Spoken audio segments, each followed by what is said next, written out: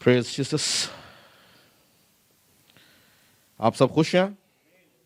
خوش ہیں؟ صرف بھائی منور ہی خوش لگ رہے ہیں مجھے. آپ سب خوش ہیں؟ ہاللیلویا. ہم گزشتہ 3 ہفتوں سے مسیحی ازدواجی زندگی کے بارے میں سیکھ رہے ہیں اور ہم نے بہت سی باتیں سیکھی. ہم نے دیکھا کہ ایک میاں بیوی کے اندر کیا کچھ ہونا چاہیے کلام کے مطابق. ہم نے یہ دیکھا کہ اس دنیا میں 3 طرح کی شادیاں ہیں جس کے اندر ہم نے دیکھا ویسٹرن میرجز ہیں، مغربی شادیاں جس کے اندر عورت جو ہے وہ حکومت کرتی ہے. ہم نے دیکھا ایسٹرن شادیاں یعنی مشرقی جو شادیاں ہیں ان میں مرد حکومت کرتا ہے. اور پھر ہم نے ایک چیز دیکھی کہ ایک ہے کرسچن میرج یعنی مسیحی شادی جس کے اندر کون حکومت کرتا ہے؟ خدا حکومت کرتا ہے. ہاللیلویا. خدا کی حضوری حکومت کرتی ہے. روح القدس ان کے بیچ میں رہتا ہے. خدا کی قدرت ان کے اندر ٹھہری رہتی ہے. خدا کا پاک روح ان کو گائیڈ کرتا ہے. وہ دونوں ایک دوسرے پر حکومت نہیں کرتے بلکہ وہ اس دنیا کے اوپر حکومت کرتے ہیں. اور پھر ہم نے 8 باتیں سیکھی جو ایک جوڑے کے اندر ہونی چاہیے، مسیحی شادی شدہ زندگی کے اندر ہونی چاہیے. پھر ہم نے پچھلے ہفتے مرد کے بارے میں سیکھا کہ مرد کے اندر کون سی خصوصیات ہونی چاہیے، خدا نے مرد کو کیسے بنایا ہے، بنا کے اس میں کیا کیا چیزیں رکھی ہیں. جو پہلا انسان پہلا مرد تھا وہ کیسا تھا. اور ہم نے دیکھا کہ خدا نے جب انسان کو، مرد کو یعنی آدم کو بنایا تو سب سے پہلے اس نے اس کو بنانے کے بعد کیا چیز دی؟ اپنی حضوری، باغ عدن، رہنے کی جگہ. عدن کے معنی ہم نے کیا دیکھے تھے؟ پریزنس آف گاڈ، خدا کی حضوری. دوسری چیز خدا نے کیا دی اس کو؟ باغبانی یعنی کام کاج. اور تیسری چیز خدا نے اس کو دی نگہبانی یعنی ذمہ داری، حفاظت کرنا سیکھنا ہے. کس طرح سے وہ اپنے خاندان کی حفاظت کر سکتا ہے، اپنی بیوی کی حفاظت کر سکتا ہے، اپنے معاملات کی حفاظت کر سکتا ہے. اور چوتھی اور آخری چیز جو ہم نے دیکھی پچھلے ہفتے وہ تھی کہ خدا نے آخری چیز اس کو کیا دی؟ اپنا کلام، حکم. تو ایک شخص کے اندر جو شادی کرنے جا رہا ہے یا جس کی شادی ہو چکی ہے اس کے اندر ان 4 باتوں کا ہونا ضروری ہے. وہ خدا کی حضوری میں رہتا ہو، وہ اچھا کام کاج کرتا ہو، وہ ذمہ دار شخص ہو، وہ خدا کے کلام کے اوپر عمل کرنے والا ہو. اور اگر کسی مرد کے اندر یہ 4 باتیں نہیں ہیں تو ہم نے پچھلی بار سیکھا تھا کہ وہ اچھی صحت مند مسیحی ازدواجی زندگی نہیں گزار سکتا ہے. اس کو اچھی صحت مند مسیحی ازدواجی زندگی گزارنے کے لیے ان 4 باتوں کا خیال رکھنا ضروری ہے. ان 4 باتوں کے وسیلہ سے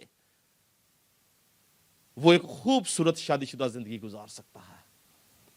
آج صبح ہم مختصر طور پر عورت کے بارے میں سیکھیں گے کہ عورت کو خدا نے جو بنایا ہے اس کے اندر کیا خصوصیات رکھی ہیں، اس کو بنانے کا مقصد کیا ہے، کیوں خدا نے عورت کو مرتب کیا، کیا کچھ خدا نے عورت کے اندر رکھا. اور ایک ایماندار عورت جو کہ شادی کے بندھن میں بندھتی ہے اس کو کس طرح سے زندگی گزارنی ہے، اس کے اندر کیا کوالٹیز ہونی چاہیے، کن چیزوں کے وسیلہ سے وہ ایک اچھی کامیاب زندگی گزار سکتی ہے، اور کون سی باتیں ایسی ہیں جو اس کو اس شادی سے، اس بندھن سے دور کر دیتی ہیں. تو آپ سب ریڈی ہیں آج عورت کے بارے میں سیکھنے کے لیے؟ کتنے لوگ ریڈی ہیں؟ بہنیں ہنس رہی ہیں. آج بہنیں ہنس رہی ہیں کہ ان کے بارے میں آج بات ہونے والی ہے. ہاں، لفظ عورت انگلش میں کیا کہتے ہیں جی؟ وومن. لفظ وومن جو ہے یہ 2 لفظوں سے مل کر بنا ہے. وومب، WOMB، وومب جس کو بولتے ہیں بچہ دانی، اور مین یعنی آدمی. تو یہ وومب مین سے جو ہے یہ نکلا ہے وومن. ٹھیک ہے جی. بہت سارے لوگ صرف مرد کو کہتے ہیں آدمی، عورت بھی آدمی ہے جی، عورت بھی آدمی ہے۔ آدمی جو ہے، یاد رکھیں، آدمی ہر وہ انسان ہے جو آدم میں سے نکلا ہے۔ عورت کہاں سے نکلی ہے؟ آدم میں سے، اسی لیے اس کے ہے نا وومن۔ لیکن یہ ایک ایسا آدمی ہے جس کے اندر خدا نے خصوصیت رکھی ہے کہ وہ بچہ پیدا کر سکے۔ مرد بچہ پیدا نہیں کر سکتا، اس لیے اس کو بولا گیا ہے وومن۔ اور پھر خدا نے اس کے اندر صلاحیت کیا رکھی ہے کہ یہ ہر چیز کو ملٹی پلائی کرتی ہے۔ آپ دیکھیں کہ مرد اتنا ایگزیجریٹ نہیں کرتا جتنی عورت کرتی ہے، ایسا ہی ہے؟ ایگری کرتے ہیں آپ؟ بھائی منور کہہ رہے ہیں جی، عورت ایگزیجریٹ کرتی ہے زیادہ، عورت زیادہ بات کرتی ہے، عورت زیادہ سوچتی ہے۔ مرد ایک لفظ بولے گا، عورت جملہ بولے گی۔ اگر مرد جملہ بولے تو عورت کہانی بولے گی۔ اگر مرد کہانی سنائے تو عورت کتاب لکھ دے گی۔ نہیں، یہ اس کی کوالٹی ہے، وہ ملٹی پلائی کرتی ہے۔ اس کے اندر خدا نے یہ خصوصیات رکھی ہے کہ وہ ہر چیز کو ملٹی پلائی کرتی ہے۔ اس کو ایک طرح سے انکیوبیٹر بھی کہا جاتا ہے۔ انکیوبیٹر، کبھی کسی بچے کو دیکھا، اس کو انکیوبیٹر میں ڈال دیا جاتا ہے جو پیدا ہوتا ہے۔ کیوں؟ کیونکہ انکیوبیٹر زندگی بخشتا ہے۔ عورت جو ہے وہ اپنے اندر زندگی رکھتی ہے، یہ ملٹی پلائی کرتی ہے۔ مرد اس کو ایک خالی مکان دیتا ہے، وہ اس کو گھر بنا کے دیتی ہے۔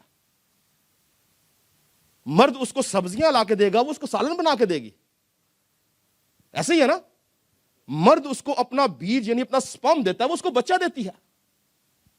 یعنی ہر وہ چیز جو آپ عورت کو دیتے ہیں وہ اس کو ملٹی پلائی کر کے آپ کو واپس کر دیتی ہے۔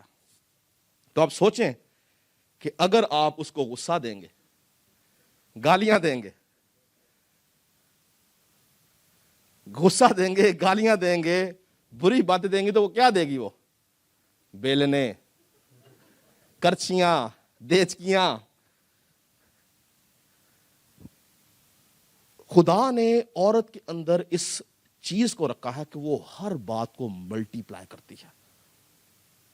یہ اس کی بلیسنگ ہے،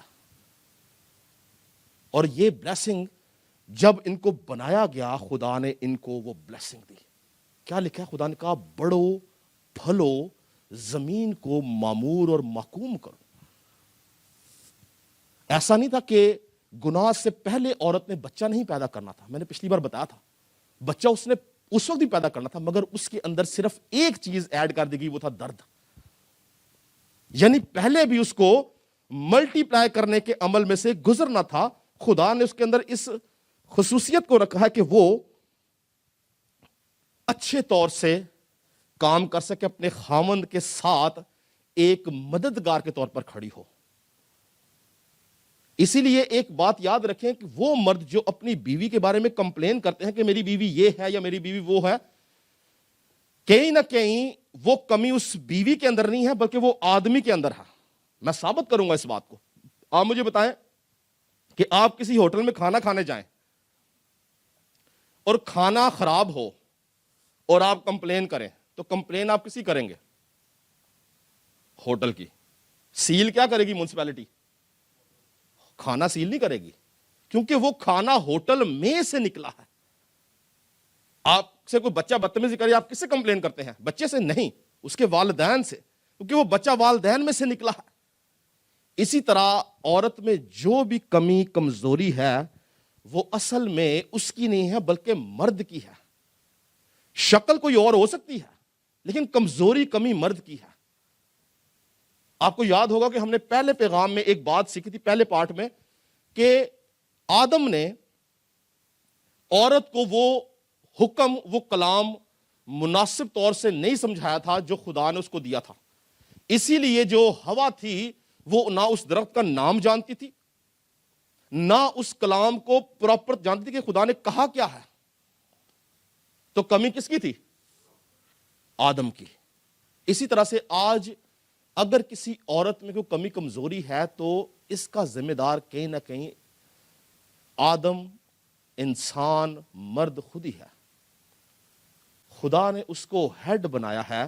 ایک اچھی صحت مند زندگی کے لیے اس ہیڈ کو چاہیے کہ وہ اپنے پورے بدن کو کنٹرول کرے. ذہن میں جو بات آتی ہے اس سے آپ جسم کنٹرول کرتے ہیں. اچھی بات آئے گی تو اچھے کام کرے گا جسم، بری بات آئے گی تو برے کام کرے گا جسم. ایسے ہی ہے نا؟ تو عورت کیا ہے؟ مددگار ہے.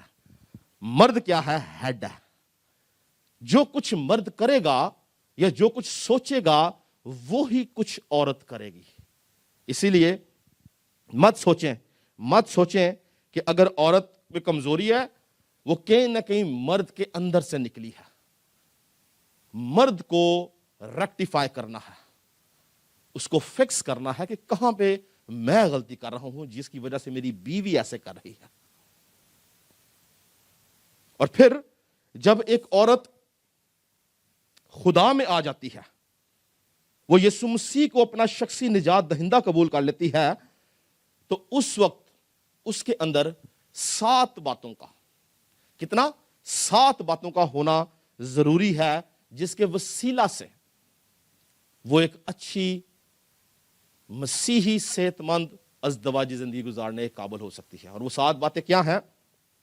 شوہر سے پیار پہلی بات، بچوں سے پیار دوسری بات، متقی ہونا یعنی سمجھدار ہونا، صبر ہونا تیسری بات، پاک دامن چوتھی بات، گھر کا کاروبار کرنے والی پانچویں بات، مہربان چھٹی بات، اور شوہر کے تابع رہنے والی 7ویں بات.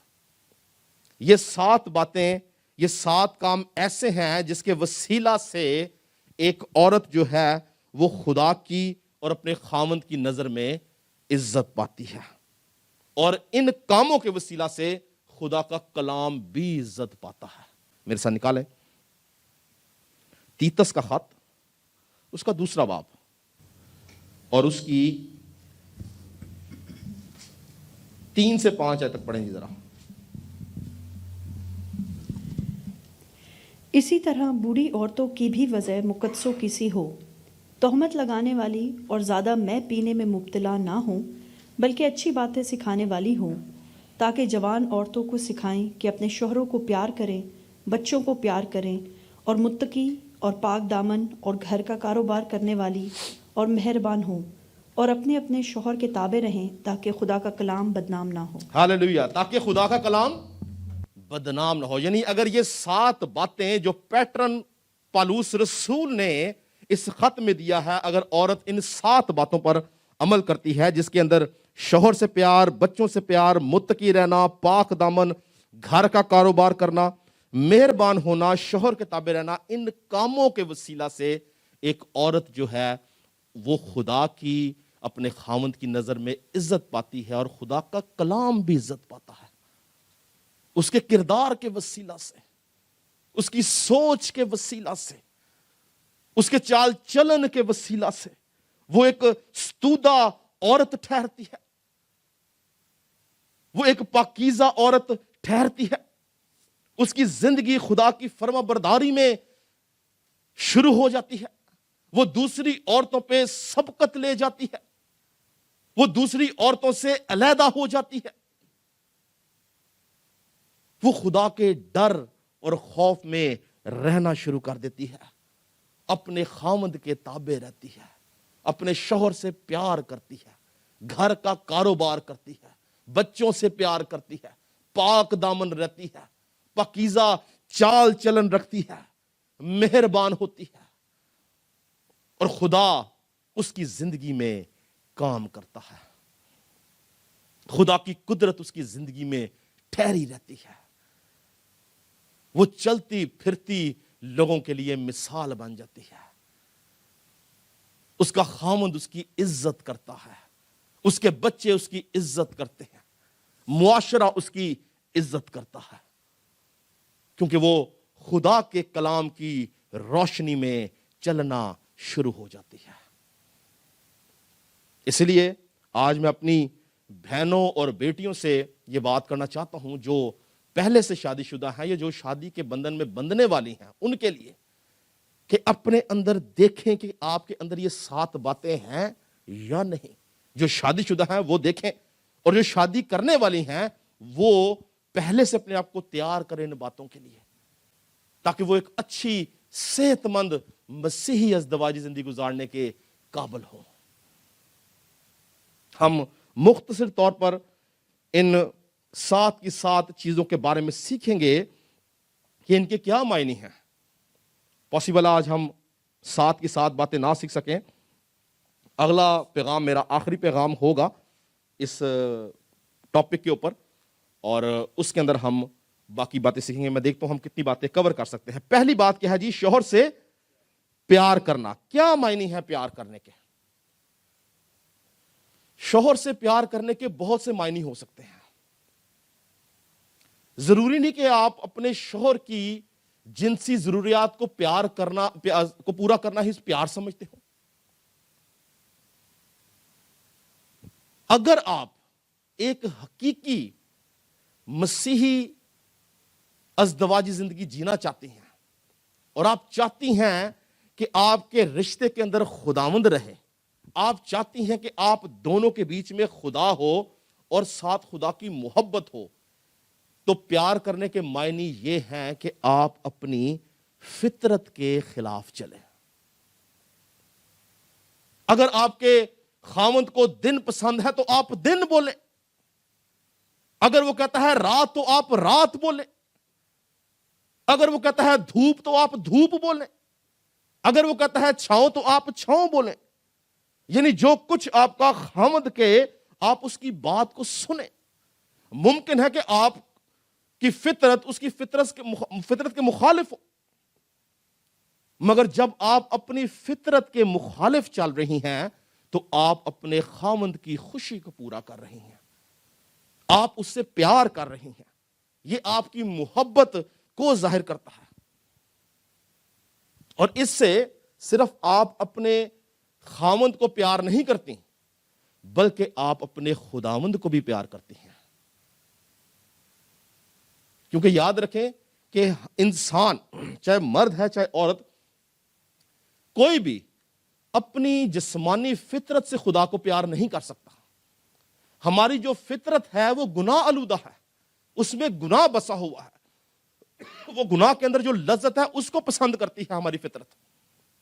ہم خدا سے کیسے پیار کرتے ہیں؟ اپنی فطرت کے مخالف جا کر. اگر میرا دل چاہ رہا میں شراب پیوں تو میں شراب نہیں پیوں گا. اگر میرا دل چاہ رہا میں سگریٹ پیوں, میں سگریٹ نہیں پیوں گا. اگر کسی بہن کا دل رہا کہ میں فلم دیکھوں, وہ فلم نہیں دیکھے گی بلکہ دعا کرے گی. اس طرح وہ اپنے خدا کو خوش کرتی ہے. یہ خدا نے پیٹرن دیا ہے ہمیں. بہنوں کے لیے پیٹرن ہے, کلیہ ہے کہ اگر آپ اپنے شوہر کو, اپنے خاوند کو پیار کرنا چاہتی ہیں تو اپنی فطرت کے مخالف چلنا سیکھیں. جب آپ اپنی فطرت کے مخالف چلنا سیکھ جاتی ہیں تو آپ خداوند کی اور اپنے خاوند دونوں کی نظر میں مقبول ٹھہرتی ہیں.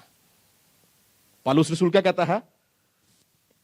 جس بدی کا میں ارادہ نہیں کرتا وہ مجھ سے ہو جاتی ہے, اور جو نیکی میں کرنا چاہتا ہوں وہ مجھ سے بن نہیں پاتی. اس کا مطلب کیا ہے؟ کہ یہ دل لا علاج اور ہیلا باز ہے. یہ کبھی بھی کوئی نیک کام نہیں کرنا چاہتا, یہ ہمیشہ بدی کرنا چاہتا ہے. مگر ہم اپنے دل کے اوپر قابو پاتے ہیں تاکہ اپنے خداوند کو خوش کریں. ایک عورت جب اپنی فطرت کے خلاف چلتی ہے تو وہ اپنے خاوند کی عزت میں, اپنے خاوند کی نظر میں عزت پاتی ہے. اس کا شوہر اس سے زیادہ محبت رکھنے شروع ہو جاتا ہے. یہ کلیہ ہے, یہ کلیہ ہے, آزما کر دیکھیں. پر جب ہم اپنی ان خواہشات کو جو ہمارے خاوند کے لیے دکھ کا باعث ہیں, ان خواہشات کو جو ہمارے خاوند کے لیے غمی کا باعث ہیں, پورا کرتی ہیں, تو پھر ہم اپنے شوہر سے پیار نہیں کرتی بلکہ ہم اس کو دکھ دیتی ہیں. جس طرح سے ہم گناہ کے وسیلہ سے اپنے روحانی شوہر کو دکھ دیتے ہیں. کیا جب ہم گناہ کرتے ہیں تو یسوع مسیح خوش ہوتا ہم سے؟ نہیں. یسوع مسیح اس وقت خوش ہوتا ہے جب ہم اپنے نفس پر, اپنی سوچ پر, اپنے ارادہ پر, اپنے خیالات پر قابو پاتے ہیں. ٹھیک ہے؟ تو پہلی بات کیا ہے کہ اگر آپ اپنے شوہر سے پیار کرنا چاہتی ہیں تو ہمیں اپنی نیچر کے، اپنی فطرت کے اگینسٹ چلنا ہے، پھر ہم خامند اور خداوند دونوں کی نظر میں مقبول ٹھہرتے ہیں. دوسری بات ہے جی بچوں سے پیار کرنا. زبور 127 کے اندر لکھا ہے، دیکھو اولاد خداوند کی طرف سے میراث ہے اور پیٹ کا پھل اس کی طرف سے اجر ہے. جب ہم اپنے بچوں کو پیار کرتے ہیں تو ہم خدا کی میراث کو پیار کرتے ہیں. اور بائبل کے اندر جو بائبلی اصطلاح استعمال کی جاتی ہے بچے کو پیار کا مطلب ہے اس کو ڈسپلن کرنا، اس کی تربیت کرنا، اس کی اصلاح کرنا، کلام کی روشنی میں اس کی پرورش کرنا. بہت سی مائیں ہم سب جانتے ہیں، بہت سی مائیں اپنے بچوں کو لاڈ پیار میں خراب کر لیتی ہیں. وہ ان کو ان راہوں سے، ان باتوں سے، ان چیزوں سے، ان کاموں سے نہیں روکتی جن سے ان کو روکنا چاہیے. اور نتیجہ کیا نکلتا ہے کہ اولاد خراب ہو جاتی ہے. نتیجہ کیا نکلتا ہے کہ اولاد کنٹرول سے باہر چلی جاتی ہے. یہاں پر ایک عورت کو اپنے بچوں سے پیار کرنے کا مطلب ہے کہ ان کی کلام کے مطابق ان کی تربیت کر سکے، ان کی پرورش کر سکے. امثال 29:15 میں لکھا ہے، چھڑی اور تنبیہ حکمت بخشتی ہے، لیکن جو لڑکا بے تربیت چھوڑ دیا جاتا ہے اپنی ماں کو رسوا کرے گا. رسوا وہی ہوتی ہیں جو اپنی زندگی میں اپنے بچوں کی پرورش کلام کے مطابق نہیں کرتے. یاد رکھیں کہ جب آپ اپنے بچے کی تربیت کرتی ہیں تو لاڈ پیار پتہ کیا ہے بائبل کے مطابق؟ چھڑی کا استعمال کرنا. یہ نہیں ہے کہ اگر بچہ کو برا کام کر رہا ہے تو ہم بولے کوئی بات نہیں بچہ ہے. نہیں، یہ بہت پرابلم ہے ہمارے لوگوں کے اندر کہ ہم اپنے بچوں کو ان کی ڈانٹ ڈپٹ نہیں کرتے. ہم کہتے ہیں جی کوئی بات نہیں ٹھیک ہو جائے گا. بائبل کلیئر بولتی ہے کہ چھڑی کو لڑکے سے باز نہ رکھ، کیونکہ جس راہ پر تو اس کو چلانا چاہتا ہے وہ اس پر بڑھاپے تک چلے گا. کب؟ جب اس کی تربیت ہوگی. اور بے تربیت بچہ لکھا ہے کہ ماں کو رسوا کرتا ہے. کیا ایک دنیاوی مثال بنی ہوئی ہے. ہم کیا کہتے ہیں جی پہلی درسگاہ کیا ہے جی؟ ماں کی گود. پہلی درسگاہ کیا ہوتی ہے؟ ماں کی گود. بچہ بہت کچھ اپنی ماں سے سیکھتا ہے. بہت کچھ جو اس کی زندگی میں چل رہا ہوتا ہے وہ اپنی ماں کو دیکھتا ہے اور اس کے مطابق وہ چلتا ہے. نو ڈاؤٹ باپ کا بڑا کردار ہے، لیکن باپ شاید 10 گھنٹے باہر ہے، کام کاج کر رہا ہے، اس کے ہر وقت ارد گرد کون ہے؟ ماں. اس لیے کیا کہتے ہیں کہ اگر ماں سمجھدار ہو تو اولاد سمجھدار ہوتی ہے. ماں حکمت والی ہو تو اولاد حکمت والی ہوتی ہے. کیوں؟ کیونکہ وہ اپنی حکمت، اپنی سمجھ کے ساتھ اپنی اولاد کی پرورش کرتی ہے.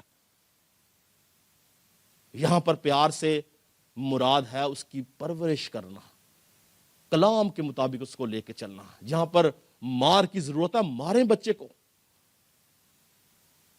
جہاں پر پیار کی ضرورت ہے پیار کریں. خدا بھی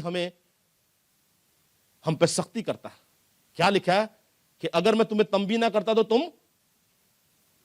حرام زادے ٹھہرتے. کلام کہتا ہے، خدا کہتا ہے یہ بات. خدا ہمیں تنبیہ کرتا ہے، سختی کرتا ہے ہمارے اوپر تاکہ ہم سدھر سکیں.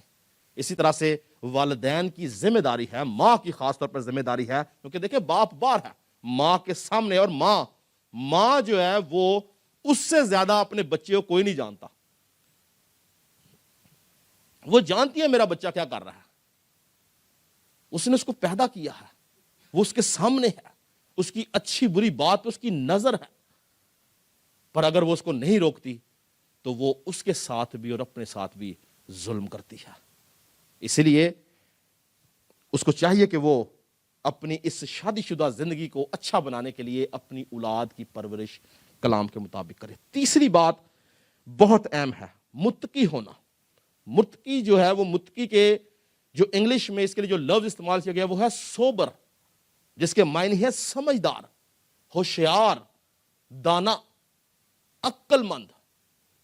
یعنی مسیحی ازدواجی زندگی کی کامیابی کے اندر ان 7 باتوں میں جو سب سے اہم بات ہے وہ یہی ہے کہ عورت دانا ہو، سمجھدار ہو، عقل مند ہو، جانتی ہو کہ میں نے کہاں پر کیا بولنا ہے، میں نے اپنے خامن کو کس جگہ پر کیا بات کرنی ہے، میں نے اس کی کیسے عزت کرنی ہے، میں نے کیسے دنائی کے ساتھ اس کے ساتھ کھڑے رہنا ہے.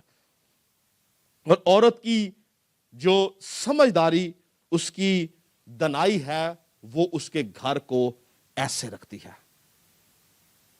دنیاوی طور پر ایک مثال کہی جاتی ہے نا کہ مرد چاہے کائی سے اپنا گھر توڑے نہیں توڑ سکتا، عورت چاہے تو وہ سوئی سے اپنا گھر برباد کر لیتی ہے. عورت کے پاس دنائی کا ہونا انتہائی ضروری ہے. امثال کی کتاب اس کے 14 باب کی پہلی آیت میں کیا لکھا ہے؟ دنا عورت اپنا گھر بناتی ہے پر احمق اسے اپنے ہی ہاتھوں سے برباد کر دیتی ہے. ایک عورت کے اندر دنائی کا ہونا ضروری ہے کہ وہ اپنا گھر بنا سکے، پر لکھا کہ احمق اپنے ہی ہاتھوں سے اس کو برباد کر دیتی ہے. ہر وہ عورت جو دنا ہے، جو خدا کے خوف میں رہتی ہے، جو خدا کے کلام کی روشنی پر میں چلتی ہے، اس کے حکموں پر عمل کرتی ہے، جس میں خدا کا خوف ہے، اس میں خدا کی دنائی ہے، اس میں خدا کی حکمت ہے، اس میں خدا کا کلام ہے، اور وہ کلام کے وسیلہ سے اپنی زندگی گزارتی ہے. کیا لکھا ہے امثال 9 میں؟ خداوند کا خوف حکمت کا شروع ہے. یعنی اگر ایک عورت خداوند کے خوف میں رہتی ہے تو اس میں حکمت ہے، اس میں دنائی ہے، اس میں سمجھداری ہے، وہ عقل مند عورت ہے، اور وہ اپنی ازدواجی زندگی میں کامیاب بھی ہے. پر اگر عورت دنا نہیں ہے، سمجھدار نہیں ہے، حکمت سے معمور نہیں ہے، تو وہ اپنی زندگی میں اپنے سارے معاملات کے اندر فیل ہو جاتی ہے. اور اگر یاد رکھیں، جب تک ہم دنیا میں ہوتے ہیں، خدا نے مسیح کو قبول نہیں کرتے، تو ہمارے اندر ابلیسی حکمت ہوتی ہے. پر جیسے ہی ہم یسوع مسیح کو قبول کر لیتے ہیں، ہمیں آسمانی حکمت، یسوع مسیح کی عقل آ جاتی ہے، جس کے وسیلہ سے ہم زندگی گزارتے ہیں. اگر کوئی بہن، کوئی بیٹی یہ سمجھتی ہے کہ ابھی اس کے اندر دنائی نہیں ہے، اس کے اندر حکمت نہیں ہے، تو بائبل کلیئر بیان کرتی ہے کہ خداوند سے مانگو.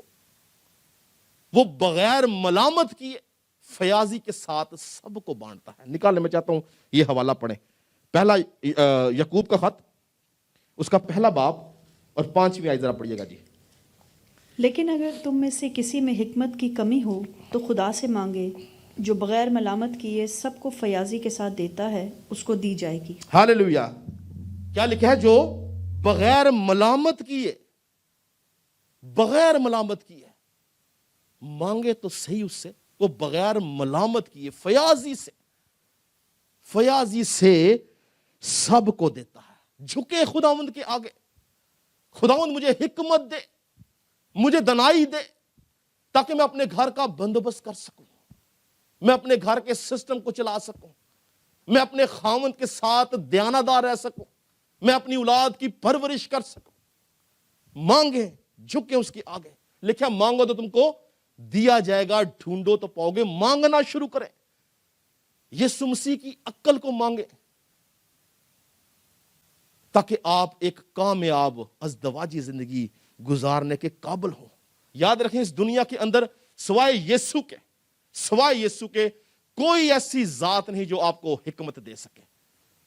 کلسیوں کے خاتمے میں لکھا ہے حکمت اور معرفت کے سبھی خزانے، 1 2 3 4 8 10 ہزار نہیں، سب خزانے اس میں پوشیدہ ہیں. کس میں؟ یسوع مسیح کے اندر. مانگنا شروع کریں اس سے، تاکہ آپ دنائی کے ساتھ، حکمت کے ساتھ اپنا گھر چلا سکیں. بڑی خوبصورت بات لکھی گئی ہے. میں چاہتا ہوں یہ ہم پڑھیں, نکالیں مثال کی کتاب, اس کا 24 باب اور اس کی 3 اور 4 آیت پڑھیں جی ذرا.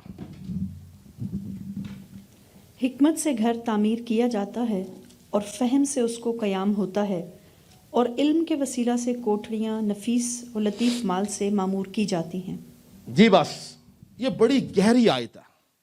میں صرف 2-3 منٹ اس آیت پہ لگانا چاہتا ہوں تاکہ آپ سمجھیں اس کے معنی کیا ہے. لکھا ہے حکمت سے گھر تعمیر کیا جاتا ہے, فہم سے اس کو قیام ہوتا ہے, اور علم سے کوٹھریاں نفیس و لطیف مال سے معمور کی جاتی ہیں. سلیمان بادشاہ جو ہے یہاں پر 3 باتوں کا ذکر کر رہا ہے اپنا گھر بسانے کے لیے, ایک کامیاب ازدواجی زندگی کے لیے. کتنی باتیں؟ 3. حکمت کی بات کرتا ہے یعنی وزڈم, فہم یعنی انڈرسٹینڈنگ, علم یعنی نالج. کیا معنی ہے؟ ہم اس موبائل کی مثال سے اس بات کو سمجھیں گے. یہ موبائل, اس کے بارے میں نالج کیا ہے, علم کیا ہے؟ یہ آئی فون ہے. یہ کمپنی جو ہے یہ امریکہ کے اندر ہے, بہت بڑی کمپنی ہے, اور ایپل کی اور بہت سارے پروڈکٹس ہیں, ایپل کے بڑے فون ہیں. یہ علم ہے, یہ علم ہے. اب اس فون کو یوز کرنے کا فہم کیا ہے, یعنی فہم یہ ہے, انڈرسٹینڈنگ کیا ہے, اس کے فیچرز کیا ہیں. اس کے اندر واٹس ایپ ہے, اس کے اندر میل ہے, اس کے اندر فیس بک ہے, اس کے اندر انسٹاگرام ہے, بہت ساری چیزیں ہیں. یہ اس کی انڈرسٹینڈنگ ہے یعنی فہم ہے. اس کے اندر انڈرسٹینڈنگ میں یہ بھی ہے کہ اس کے اندر بڑی گندی چیزیں ہیں, اس میں بڑی اچھی چیزیں ہیں. اب وزڈم کیا ہے, حکمت کیا ہے کہ میں نے اس کے اندر سے اچھی چیزیں یوز کرنی ہیں یا بری چیزیں یوز کرنی ہیں. تو پہلی بات کیا ہوئی, علم یعنی یہ فون کون سا ہے, یہ ایپل ہے. دوسرا فہم, اس میں فیچرز کیا ہیں یعنی انڈرسٹینڈنگ کیا ہے اس کی. اور تیسرا کہ ان فیچرز کو استعمال کیسے کرنا ہے. اسی طرح سے یاد رکھیں کہ ہر انسان, ایک چھوٹے سے بچے کو بھی بولیں گے نا کہ شادی کیا, وہ بولے گا شادی یہ ہے, 2 ایک لڑکا ایک لڑکی ہوتی ہے, ان کا شادی ہوتی ہے اور وہ ایک گھر میں رہتے ہیں, ان کے بچے ہوتے ہیں, وہ آپ کو پوری سٹوری سنائے گا. ہر شخص کو جو اس روئے زمین پہ پیدا ہوا ہے اس کو علم ہے, اس کے پاس نالج ہے کہ شادی کیا ہے, پر ہر شخص کے پاس شادی کو گزارنے کا فہم نہیں ہے, انڈرسٹینڈنگ نہیں ہے, وزڈم نہیں ہے. لیکن جو شخص اس علم کے ساتھ, جو اس کے پاس شادی کا علم ہے کہ شادی کیا ہے, اس شادی کو گزارنے کا فہم حاصل کر لیتا ہے, انڈرسٹینڈنگ حاصل کر لیتا ہے, اور انڈرسٹینڈنگ کے ساتھ اس کو گزارنے کی وزڈم کہ میں نے اچھی شادی گزارنی ہے یا بری, وہ اپنی زندگی کے اندر کامیاب ہو جاتا ہے. ہیلیلویا. اسی لیے اب آپ کو سمجھ کیا کہتا ہے, حکمت سے گھر تعمیر کیا جاتا ہے اور فہم سے اس کو قیام ہوتا ہے, اور علم کے وسیلہ سے کوٹھریاں نفیس و لطیف مال سے معمور کی جاتی ہیں. مانگے خداوند سے علم اپنی شادی کا, مانگے اس سے فہم اپنی شادی کا, مانگے اس سے حکمت اپنی شادی شدہ زندگی کا. خداوند مجھے بتا کہ میں کس طرح سے اپنے خاوند کے ساتھ ڈیل کروں, میں کیسے اس کی اس بات کو پورا کر سکوں, میں کیسے اس کی مرضی پر اتروں. انڈرسٹینڈنگ رکھیں, فہم رکھیں اس کا. آپ کو پتا ہونا چاہیے کہ آپ کے خاوند کو کیا پسند ہے, کیا ناپسند ہے. فہم رکھیں اور حکمت سے اس کی پسند اور ناپسند کا استعمال کر کے اپنی زندگی کو کامیاب کریں. پر ایک بات میں یہاں ایڈ کروں گا جو خاص ہے, بشرطے کہ خامد ایماندار ہو. میں ایماندار خامد کی بات کر رہا ہوں. جو شخص دنیا دار ہے, جو خدا سے دور ہے, جو شرابی ہے, جو زناکار ہے, جو بدکار ہے, جس کی زندگی میں خدا کا خوف نہیں, اس کے لیے یہ باتیں نہیں ہیں. اس کے لیے عورت کو یہ کرنا ہے, اس کے لیے عورت کو یہی کرنا ہے. لکھا ہے, یہ آگے اگلا ٹاپک, جو اگلا میرا پوائنٹ ہے وہ یہی ہے, عورت کو پاک دامن ہونا ہے. چوتھی بات کیا ہے ہماری؟ پاک دامن ہونا. پاک دامن ہونا اتنی طاقتور چیز ہے. میرے ساتھ نکالے ایک حوالہ جلدی سے. پہلا پطرس 3 باب, اس کی پہلی 2 آیات پڑھیں جی ذرا. اے بیویوں تم بھی اپنے اپنے شوہر کے تابع رہو، اس لیے کہ اگر بعض ان میں سے کلام کو نہ مانتے ہوں تو بھی تمہارے پاکیزہ چال چلن اور خوف کو دیکھ کر بغیر کلام کے اپنی اپنی بیوی کے چال چلن سے خدا کی طرف کھنچ جائیں۔ ہاللیلویا۔ غور کریں اس بات پہ کیا لکھا ہے۔ عورت کے پاک دامن ہونے میں، ہمارا چوتھا پوائنٹ ہے پاک دامن، عورت کے پاکیزہ چال چلن میں، اس کے پاک دامن ہونے میں اتنی طاقت ہے، اتنی قوت پائی جاتی ہے کہ لکھا ہے کہ خاوند جو ہے اس کے پاکیزہ چال چلن کے وسیلہ سے بغیر کلام کے خدا کی طرف کھچا چلا آئے گا۔ کوئی ضرورت نہیں اس کو کلام سنانے کی، کوئی ضرورت نہیں اس کو عبادتوں میں لے کے جانے کی، کوئی ضرورت نہیں لمبی لمبی تمیدیں باندھنے کی۔ عورت اگر پاک دامن ہے، پاکیزہ ہے، تو سوچیں کہ کلام کو سائیڈ پہ کر دیا گیا۔ دوبارہ پڑھیں جی، کلام کو سائیڈ پہ کیا گیا ہے اور کہا گیا کہ اس کے پاکیزہ چال چلن کے وسیلہ سے وہ خاوند خدا کی طرف کھینچ لائے گا۔ دوبارہ پڑھیں جی آیت، ذرا آپ کو سمجھ آئے گی اس بات کی۔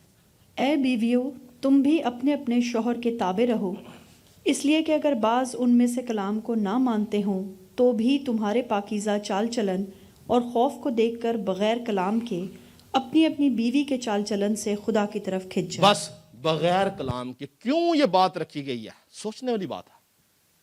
اتنی بڑی بات پطرس کیوں کیا گیا ہے؟ کلام کو اس نے سائیڈ پہ کر دیا۔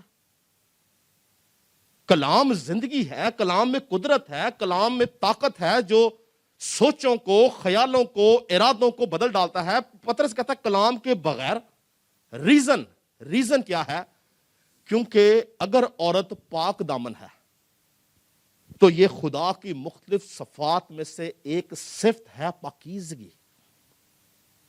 اس کے اندر خدا کی صفت ہے، اور جب خدا کسی کے اوپر ظاہر ہوتا ہے تو وہ کسی کو کلام نہیں سناتا، اس کا ظاہر ہو جانا زندگی کی تبدیلی بن جاتی ہے۔ ہیلیلویا۔ سوچ کی تبدیلی بن جاتی ہے، خیال کی تبدیلی بن جاتی ہے، ارادے تبدیل ہو جاتے ہیں۔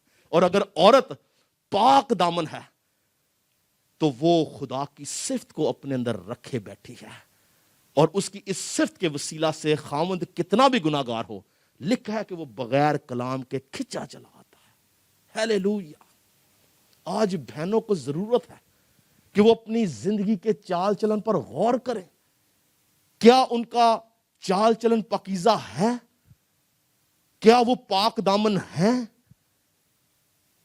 کیا ان کی زندگی میں خدا کی شکل نظر آتی ہے؟ کیا ان کے کردار میں یسوع مسیح کردار کی جھلک ہے؟ آپ جانتے ہیں کہ یسوع مسیح کے مردوں میں سے جی اٹھنے کی پہلی، آخری اور بنیادی وجہ کیا تھی؟ اس کی پاکیزگی۔ لکھا ہے رومیو کے خط میں لکھا ہے کہ جسم کے اعتبار سے تو وہ داؤد کی نسل میں سے تھا، مگر پاکیزگی کے روح کے اعتبار سے مردوں میں سے جی اٹھنے کے سبب سے خدا کا بیٹا ٹھہرا۔ یعنی یسوع مسیح کا مردوں میں سے جی اٹھنا اس کی پاکیزگی تھا۔ اور کتنا ضروری ہے کہ ایک عورت پاک دامن ہو، پاکیزہ ہو، تاکہ اس کے وسیلہ سے اس کا شوہر خدا کی طرف کھینچا چلا آئے اور وہ دونوں خوبصورت، صحت مند، مسیحی ازدواجی زندگی گزارنے قابل ہو سکے۔ ہیلیلویا۔ اگلے ہفتے ہم اگلے 3 پوائنٹس کو دیکھیں گے اور دیکھیں گے کہ کتنا ضروری ہے ایک عورت کے لیے ان 7 باتوں پر عمل کرنا، جس کے وسیلہ سے وہ ایک اچھی خوبصورت زندگی جی سکتی ہے۔ خدا ان سب کو برکت دے۔